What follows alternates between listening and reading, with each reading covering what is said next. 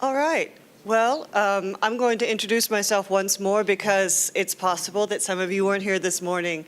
Good afternoon. My name is Regina G., and I am a professor of art history at the College of Art and Architecture School of Art here at MSU. And I have the pleasure of welcoming you to the afternoon session of our symposium, Genius Loci, an international symposium on the Oplontis project and the Oplontis exhibit. To begin our second half, we have a very distinguished guest who's traveled a long way to speak with us today. It is Dr. Giovanni Di Maio, who is the Geoarchaeologist for the Superintendency of Pompeii. His paper is titled AD 79, Pompeii, Oplontis, Positano, In Search of Lost Landscapes. Please join me in welcoming him.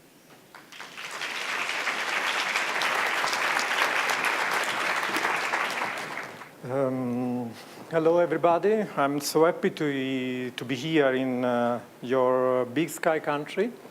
And I have to thank you, so many people, so maybe I'm going to tell grazie later. And I want to start as soon as possible. And you already have understand where we are. The Campanian area with so many volcanoes and so many dangers. I'm going to talk to you about not only the Vesuvius and the effect on Pompeii and the Vesuvian area, but we are going to go a little bit further south or in some other places. But this picture, if you try, I want to tell you that if you try to put away all the water from the Tyrrhenian Sea, we are going to find more than 50 volcanoes in the bottom of the sea.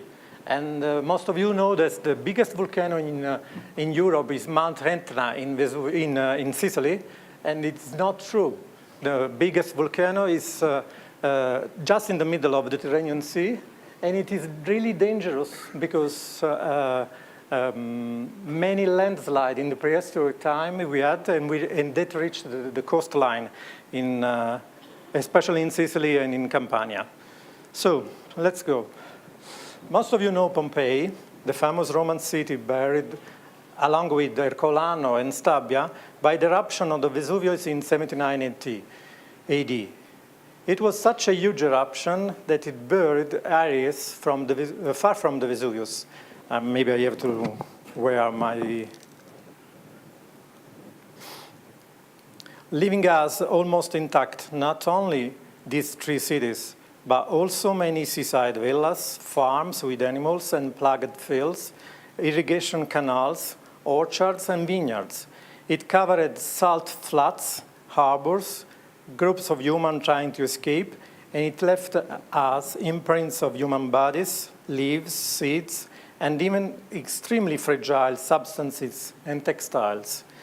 Engulfing coastal areas, plains, and mountains, it immediately brought about, depending on the place, a series of secondary phenomena that were quite destructive, such as tsunamis and volcanoclastic flows. It changed the course of the river and rendered the sea unnavigable. We know that pumice and ashes floated on the surface of the sea for years. It made the harbors of Naples unusable and destroyed that of Salerno, not to mention the port of Pompeii, and the scholars are still debating where it is, but it today lies buried nearly 2 kilometers from the modern coastlines. The series of complex events triggered by the eruption of the AD 79 substantially changed the ancient landscape in more ways than was fogged up to now. In places such as Oplontis, Ercolano, and even far away as Positano, it swept away everything. To compare it with a similar, more recent event, this is in this image, there is the distribution of the fall in red. You can read what, and the tsunami and surge and flow in the Gulf of Naples. More recent event that may be more familiar to you. Let's look at the eruption of the 1908 of Mount Antillen. The eruption was also a Plinian one that devastated thousands of square kilometers in the region. After that eruption, the peak of the volcano collapsed by at least 500 meters. the eruption column reached an height of 24 kilometers, falling back down to cover a radius of 20 kilometers.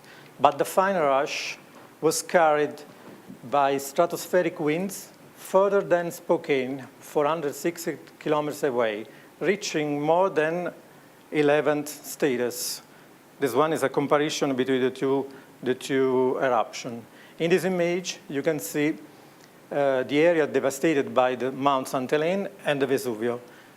Civil Protection Service worked very well in evacuating the population, and given the low population density, the eruption fossilized only forests, grasslands, and marshes.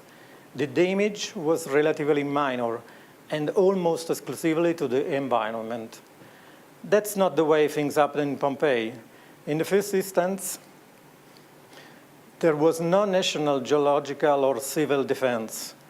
Even though the Romans had a very clear sense of responsibility of the empire toward its own people, we cannot attribute to it the modern concept of civil defense.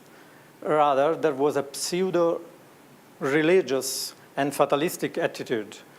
The Romans did not think that they could prevent or change the course of the events, and at most of they tried to exorcise their fears and behaved accordingly. Take, for instance, this relief, but it doesn't work. Can you help me with the new? Okay. This relief from the altar of the house of Cecilio Giocondo, where we see the damage of the earthquake of the 62 AD. We see the tower, the water tower of Castello Macque. That one is an image, and a present-day image of the Castello Macque of Pompeii, and the collapse of the Vesuvius Gate. See how the building is tilted, as is the cart, and even the bulls look stunned. Or look at this gravestone.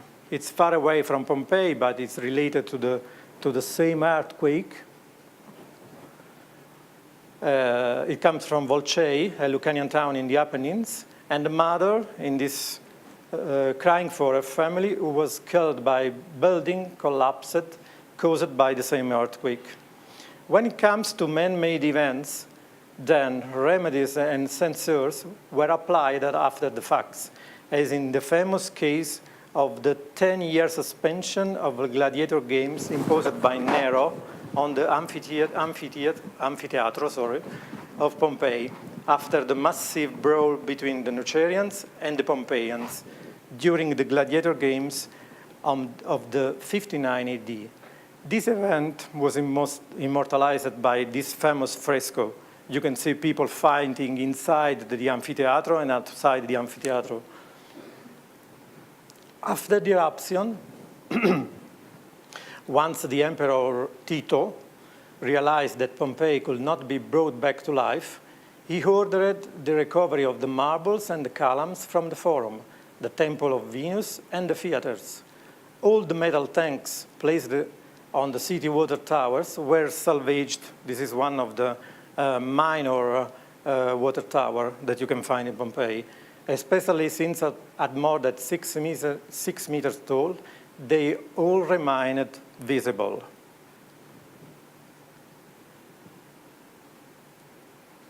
One more. That one on the right side, on my right side, is a lead tank that you have to put on the top of the tower. There is a debate among the scholars whether the Romans realized that they were living in the shadow of an active volcano. Also under discussion was whether Vesuvius has two peaks, or it does now, had two peaks as it does now, or one. As we see in the famous fresco found in the 1897 in the House of the Centenary, representing Dionysus as sacred snake and the Vesuvius covered with vineyards.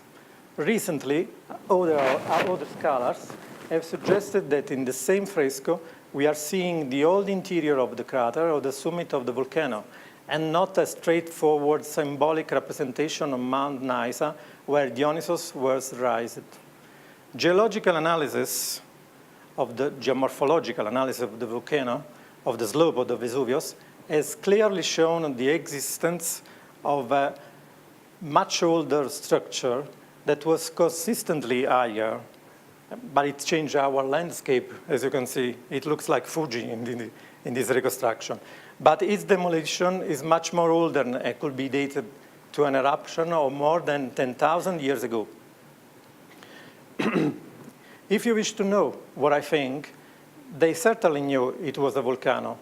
They had for centuries understood the quality of the lava millstone that they exported everywhere, which they called burned stones if it comes from fire. Vitruvius, using traditional sources, refers to the fact that there had knowledge of ancient volcanic activity. Strabo and Diodorus only mention eruptions in the distant past, revealing that the place name Phlegreo, that means burning, was given to the area dominated by the Vesuvio by the ancient Greek. They were probably the first Mycenaean sailors or even the Minoans, who from the beginnings of the Bronze Age had seen the smoking Campanian landscape and then attributed it to the mate of the Battle of the Giants. What the Romans could not have known was how dangerous the volcano was. Now we know the dangers very well, but take a look at what we have done. The modern network settlements.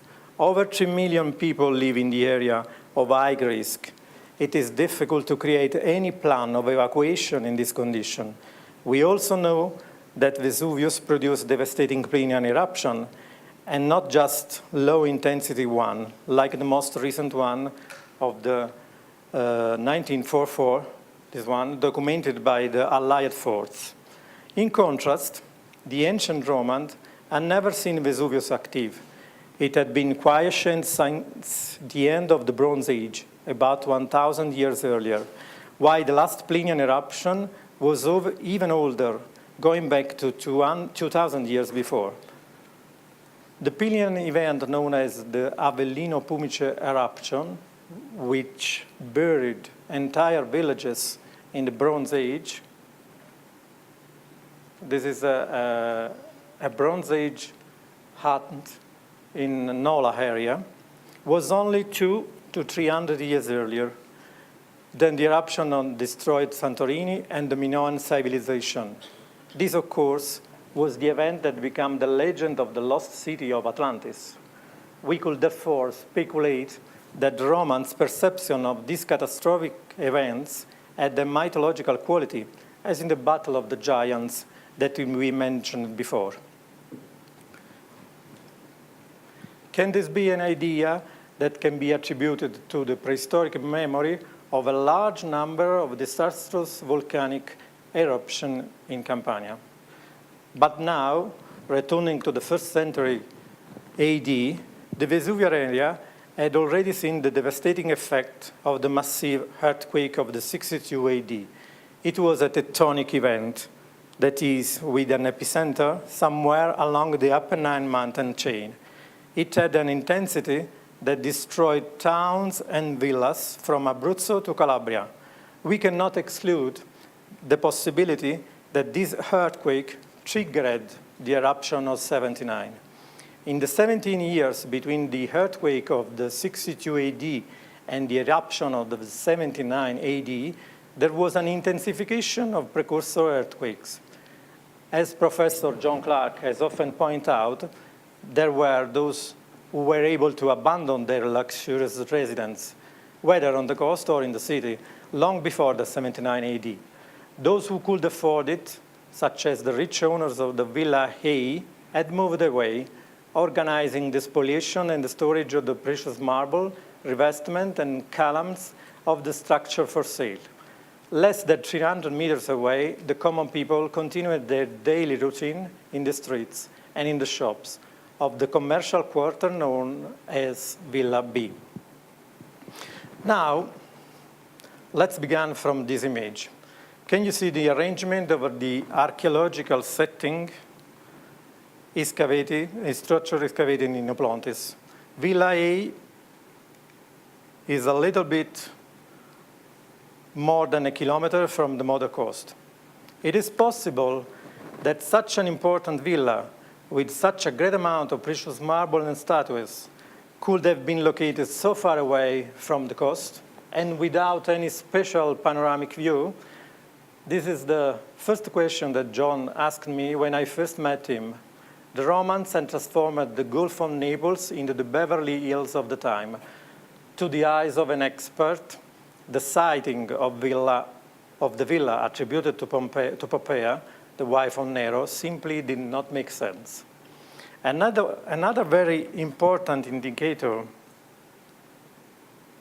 this one is the distribution of all the archaeological villas that we have in Oplontis, and the blue line is the reconstruction of the coastline, the ancient coastline. As you can see, this is an old map with all the, as you can see in this area, on the right, you can see a sort of gulf. Probably that one is the harbor of Oplontis. Another very important indication of the original setting of the villa was there all the time, right under the noses of everyone when the villa was brought to light in the late 60s.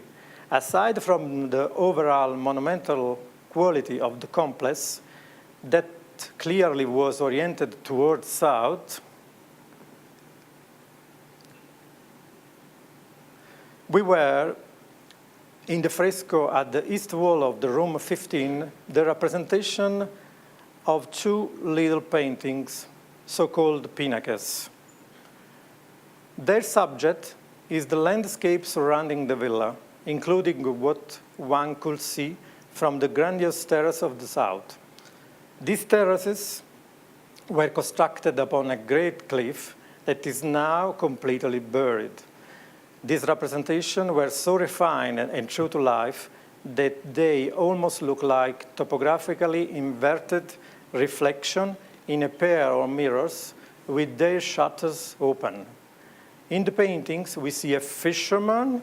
You can see the fisherman on the left, on the right, and she figures on the tower. In the others suggested that the villa had a view from an high cliff on its own little port, bounded by the harbor of Pompeii and in Sorrento. The exact position of the landscape is this one. So you can see on the bottom the tower and the fisherman, then some sea, a boat going toward east, some arches with limestone faraglioni, and on the top of the right one, you can see some more faraglioni. If you look at the actual landscape with this animation, you can see exactly the same things. We are starting from the Vesuvius, and this is Villa A, and now we move southward.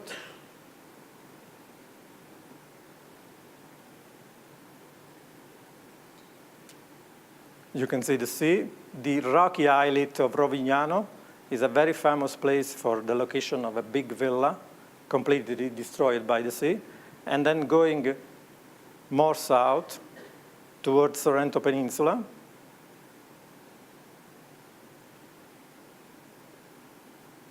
you can see the bedrock, the limestone bedrock, and some more faraglioni.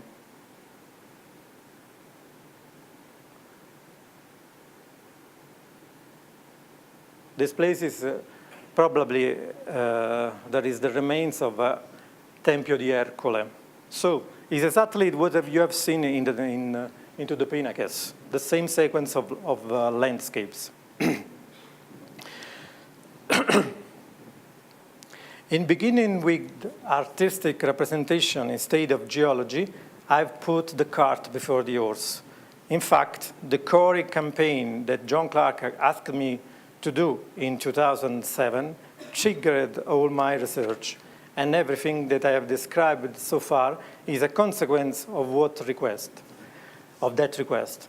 First, I would like to show you a schematic representation of the 79 eruption, but you already know because it's not going back. And yeah, with the position of Ercolano and the other town, okay, is this one. Showing Ercolano almost exclusively covered by Lars. There are no pumice fall in Ercolano. Here, however, a little further south, Oplontis, covered first by pumice fall, then pyroclastic surge, and then localized mud flows. Further inland, you can see Pompeii. It was covered by almost 3 meters of pumice fall, and then only surge. This one is the Oplonti Villa's stratigraphic sequence. And this one is my reconstruction morphology of the terrace on which the villa was seated, which today is completely obliterated by the huge accumulation of series of pyroclastic flows and soils. All the things that you can see with the green color. Can you help me again? Okay, the green colors, those one on the top, are modern eruption. The ancient edge of the terrace is close to 15 meters high. The foundation of the villa were placed in sequence of prehistoric deposits of volcanic materials and pilosoils. All the soils in green and brown at the foot of the villa. These materials sit on a thick layer of rose-colored ashes, number 4 on the section, that refers to an explosive event older than 20,000 years. Going even deeper, we found at least 2 lava flows, the violet colors, and then one not very thick, and an older one, layer number 1, with a more consistent thickness. The core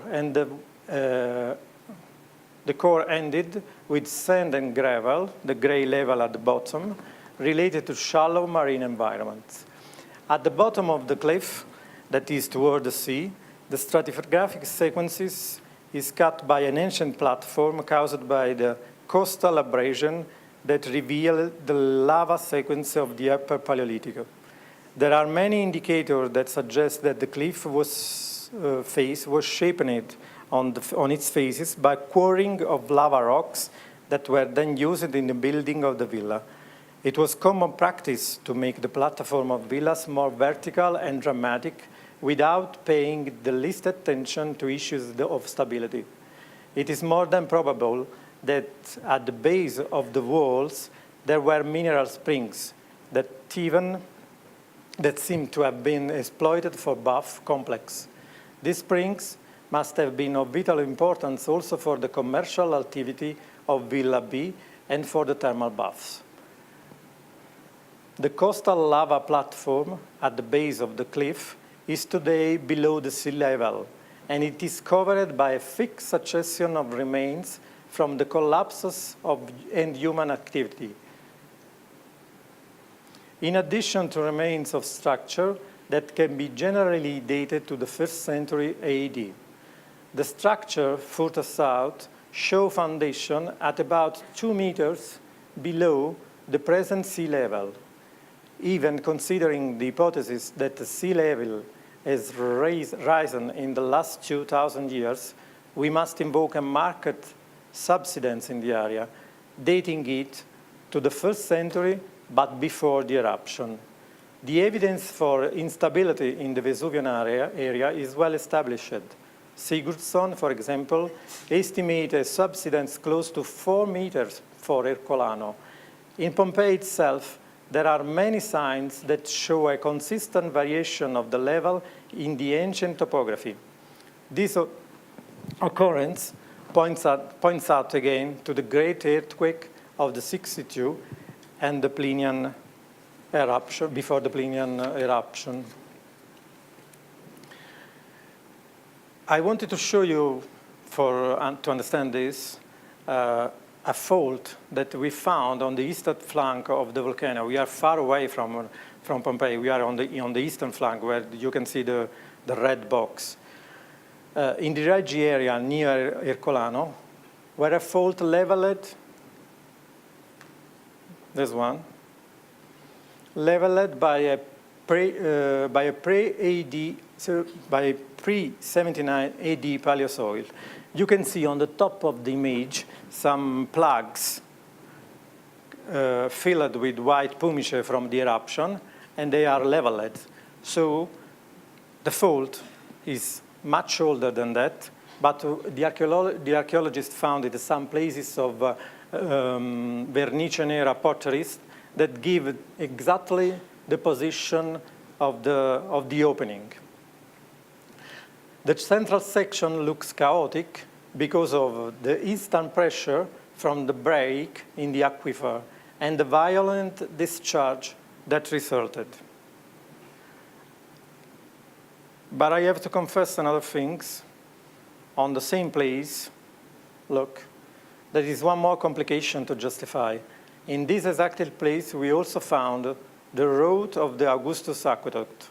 So, did the pressured water come from the old aqueduct? And we know that Pompeii had no aqueduct working at the moment of the eruption because of this problem, probably. All the geological sections traced at Oplontis show a coastal lava platform emerging at a point that permitted builders to realize massive walls, often showing foundation embedded into the lava level. Building this foundation up to 2 meters above sea level meant that they were above where the waves normally hit the ancient shore. The widespread presence of massive collapses and significant intervention to rebuild reinforces the hypothesis that there was a sudden lowering of the Vula area at the marina, and the faults fit with this hypothesis. These remodeling efforts in the area of the villa are connected with the presence of layer of humus that seems to have fallen from the terrace garden. The cliff face on which the villa stood had a clearly articulated system of terraces, showing a kind of rocky spur pushing out towards the south in the eastern part of the area we explored. The excavation that we carried out in 2015 have only just begun to confirm information about the upper part of the ancient cliff. And I'm going to show you most of the images that John have already shown. You can see the violence and the deep angle of the surge going down the cliff.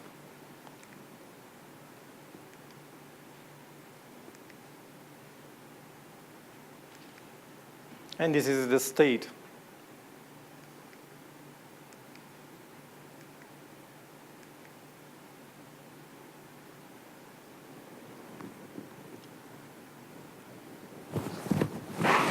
We are only at the beginning of discovering a grandiose facade of the villa cliff face. So far, we have been able to go down to about 4 meters below the present-day ground level, and we still have about 10 meters to go before we reach the beach below, as suggested by the coring logs. To review, our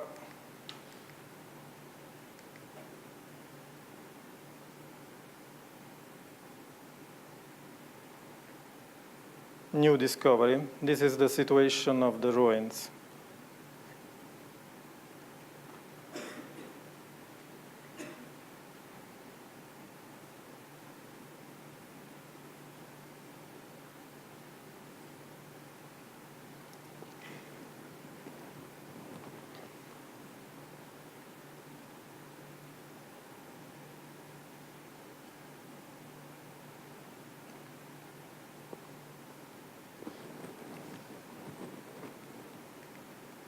So now I go back to my section to understand what we now know about the changing landscape between the earthquake of the 62 and the 79. In the early years of the 1st century AD, the sea level was 3 meters below today's sea level, with a landscape that was surely a large platform formed by erosion of lava at the base of the cliff, about 15 meters high. Both the platform and the cliff face had been altered by human intervention with the diffusion of structured terraces and retaining walls, usually created out of the lava quarried from the base of the cliff. In the second half of the first century, it seems that after the earthquake of the 62, the ground level fell by at least 2 meters, reaching a level of 5 meters below present sea level. All the buildings of the villa were severely damaged, and those close to the shore partially disappeared under the sea. Before the Plinian eruption, the attempts of salvaging and reconstructing the building were typical of not only the Vesuvian region, but the whole of ancient Campania. Materials from collapsed structure were dumped and piled up at the foot of the cliff, with the intent of raising the ground level of the beach. And then the Plinian eruption also had its own special type of deposition layer. While on the flat top of the ancient cliff we found layers of pumice fallout that are more than a meter thick and more or less regularly distributed, on the face and at the base of the cliff, the situation becomes more complicated by 2 reasons. One is the erosive power of the pyroclastic flows as they descend, and the other is the meeting of the pyroclastic flow with the sea.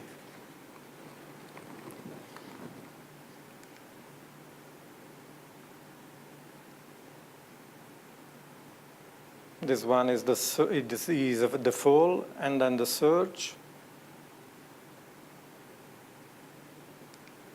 Oopla, and everything disappears, even the cliff. Okay. Now I want to take you further away. Let's leave Oplontis and the whole Vesuvian region and travel south for about 20 kilometers from the Vesuvius.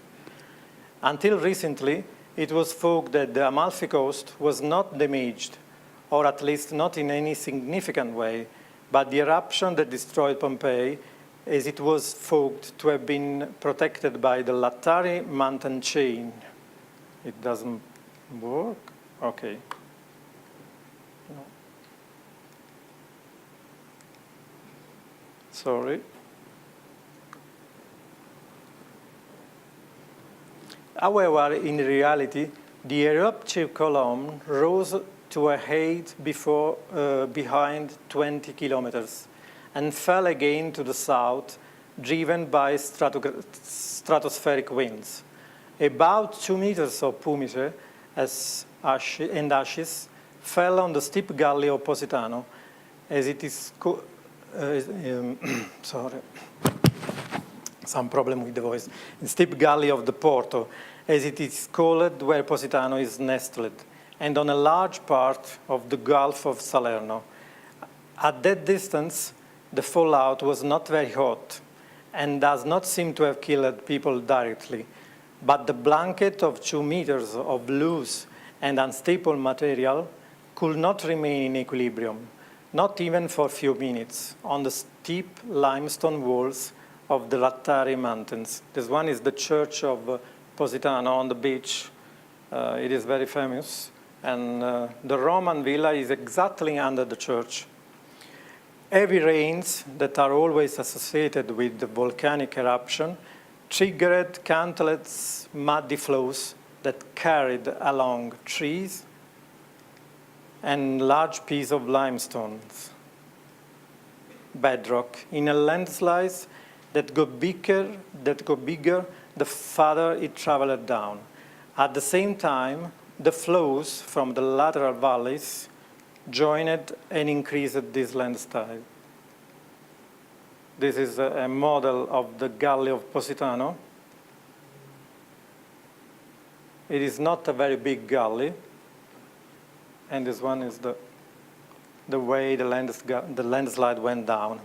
At the bottom of the main valley, the volcanic mud reached a thickness of more than 20 meters. a prestigious maritime villa a meter from the beach and everything contained within, including possible the guest, had no escape. The reactivity of the pyroclastics was such that it transformed, because of the high-speed chaotic motion of its descent, in a kind of hard tuffs with newly formed zeolite. In a very brief time, the chaotic mass became consolidated in a material that has the consistency of tuff, so hard that they had to excavate it with jackhammers. Locally, this material is called durece, from the Italian duro, the word for hardened, and has been used extensively as a construction material even for Villa Cimbrona in Ravello. This terrifying type of phenomenon didn't happen only in Positano, but in all the valleys of the Amalfi Coast, burying maritime villas of Vico Equense, in Sorrento, in Amalfi, in Maniori, and all the way till Salerno. Where the valleys reached the sea, cones of debris pushed out for hundreds of meters. Okay, I missed one. To give an idea of what happened, this one. To give an idea of what happened at Vietri with the flood of the 1954, a cone advanced into the sea for 200 meters and was then reformed in a few months by the movement of the waves. And here, it was not hardened volcanic material, but rather mud from a flood. Imagine what happened with the huge volumes created by the immediate effect of the eruption of the 79. Furthermore, we have to consider that the same amounts of pyroclastic formed from the fallout descended directly on the waters of the Gulf of Salerno and then came to the shore later after having floated around for several months. Just to give you an example, this is what happens with the eruption in Chile, and this one in Chile, and this one is the effect on the shore in a small lake. Or maybe one better example is this one. Those are the old, this one is the old port of Naples, and the boats are dated to the second half of the first century AD, and they are pushed against the paling of the dock and sunk in an homogeneous mass of pyroclastic mud more than a meter thick. The ancient port of Naples were about 4 kilometers, only 4 kilometers, as the crow flies, from the port of Ercolano, the point where the Lars reached the shoreline. I want to emphasize that the Lars, with a temperature above 300 degrees centigrade, flowing with a speed near 60 kilometers per hour, produce an immediate vaporization when they reach the water, creating a cushion of steam that in turn produce an overcraft effect, increasing the speed of the Lars. Thus, the 4 kilometers distance between the two ports, between Ercolano and Napoli, was covered in less than 4 minutes. So, look at this image and try to understand the violence of the flow. But let's go back to Positano. The villa was initially buried under almost 2 meters of ashen and gray and white pumice. Pyroclastic material entered the buildings through doors and windows, but as it accumulated on the roofs, it caused them to collapse. At the same time, the mud flows covered the villa and the ground level rose about 20 meters, much more than Pompeii. The flow also caused the coastline to advance, as attested by the identification of an extensive fast-shaped mound that was subsequently dismantled by the marine erosion. The presence of ancient material under Santa Maria Assunta Church, the main church of Positano, had been known from spolia in structure around modern Positano and from archives. Our reconstruction, this one is a reconstruction made with logs and old news, is made combining new and old data. In 1992, we started coring in order to reconstruct the archaeological complex. We also cored under the church of Santa Maria Assunta, the churchyard, the tower bell, and the surrounding gardens. In 2003, we carried out the first excavation in the crypta of the church of Santa Maria Assunta. This work was restricted by the small size of the area that we could work in. Please remember that we are under a big church in a small crypt. We also had to consolidate the ancient structure and the wall paintings. As a result, only the upper zone of the north wall, probably of a triclinium of the villa, was uncovered.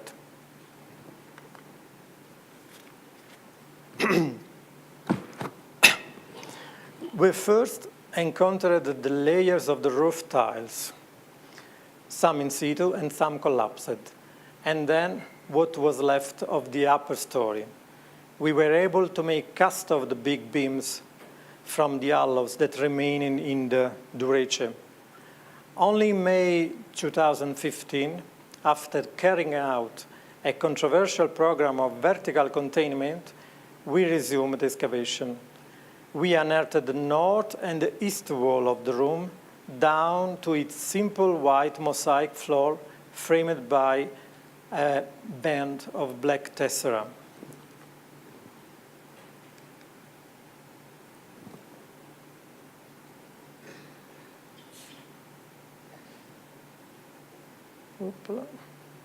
Okay. Large fragments of a third wall on the west side were found in situ, while the south side may have opened to a view of the sea or a peristyle. A stuccoed column found collapsed into the room suggested that there was a porticus or a colonnade terrace. The lower register of the two walls were covered with Durace. You can see a lot of cast in the Durace, that gray-green stuff, that showed the prints of wooden elements which probably belonged to a wooden ceiling or a large partition in the room. Also pushed against the wall, where the pyroclastic fall hit the villa, were fragments of furniture. In particular, the particular way in which the villa was obliterated in 79 AD, with huge quantities of pyroclastic mud mixed with pumice and stones penetrating in the rooms, also led to the exceptional state of preservation of the wall paintings. The wall paintings in the major fourth style are of really high artistic quality and testify to the villa opulence. Those are the three rooms that we excavated, and this one must be a nice view of the situation.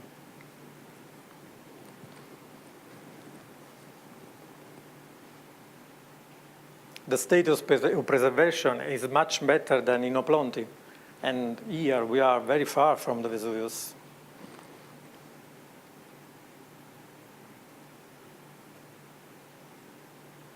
Okay. In here, you can see a detailed image of the triclinium north wall, and down to the left corner, you can note an ash cast of a door, still closing the passageway to an unknown northern room. Looking at the triclinium east wall, the shift,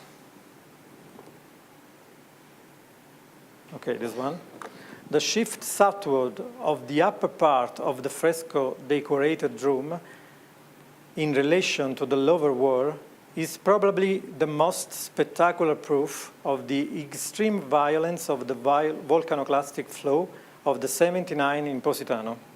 If you look at the carpet and you notice the red, you can see there is more than 50 centimeters of shift.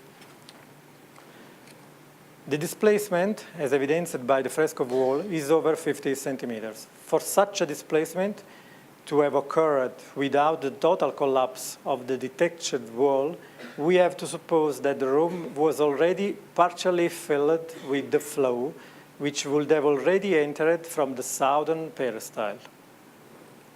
Among the huge amount, this one is a reconstruction of the collapsed wall.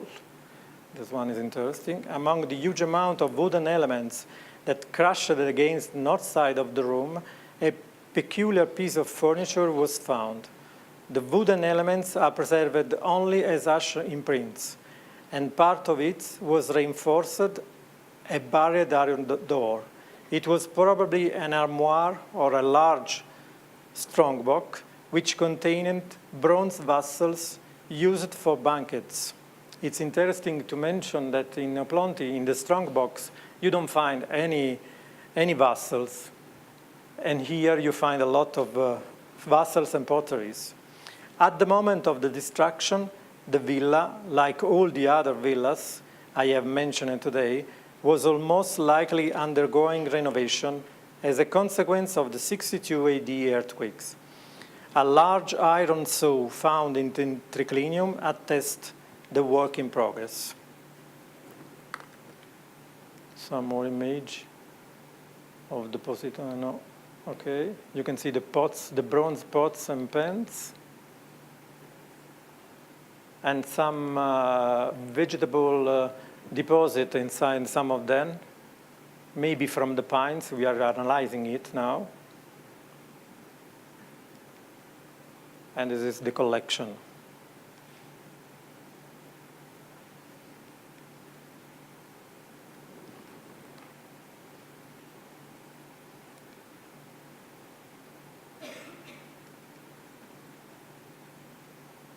Some lead ciste.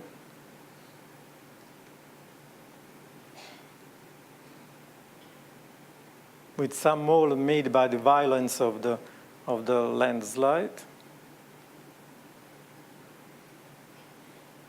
And that's all. So, the geoarchaeology of this area, where active volcanoes intersect with human habitation, is quite unique. Repeated eruption events from the Paleolithic to the present means that there is such an abundant amount of data in the form of fossilized objects, even the most fragile atoms from different ancient landscapes. So, combining geoarchaeological research with traditional archaeological sources open a huge range of investigation and investigative opportunities. We were fortunate to be able to see and record all these sites, but imagine how much evidence and data has been lost over the centuries in such an overpopulated area where construction and reconstruction is continually taking place. More importantly, and I am so proud for this, I have to say that today, geoarchaeology in this area has led to the modification of the hazard maps on the adjustment of the civil defense programs to this new data set. I want to say thank you, and especially for the ones who try to understand my English, that is not so. And again, grazie to everybody.